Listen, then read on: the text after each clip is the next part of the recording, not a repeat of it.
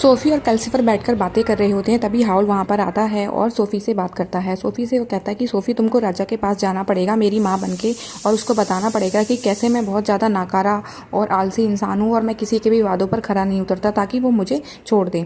अब सोफ़ी को लगता है कि जाना ही पड़ेगा, कोई ऑप्शन नहीं है। जब सोफ़ी जा रही होती है तो रास्ते में उसको एक कुत्ता मिलता है जो कि बार बार उसे कुछ कहना चाहता है। तभी उसे याद आती है कि इसने इस पर भी जादू किया हुआ है शायद, जैसे कि बाकी सबों पर है। वो कुत्ता बार बार कुछ ना कुछ बोलना चाहता है।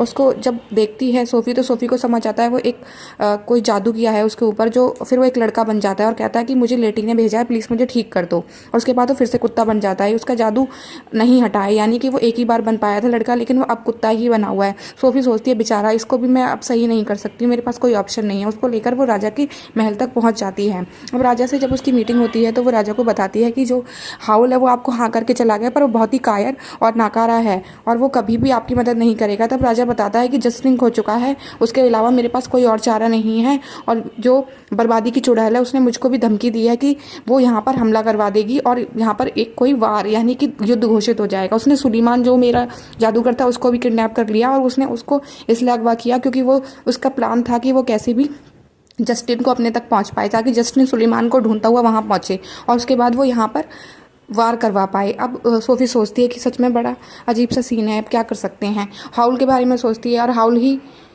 अब हाउल के लिए भी कुछ नहीं किया जा सकता। हाउल फंस चुका है और वो घर वापस आती सोचती है हाउल अब और बहुत ड्रामे करेगा और दोबारा से गंदगी फैला दे।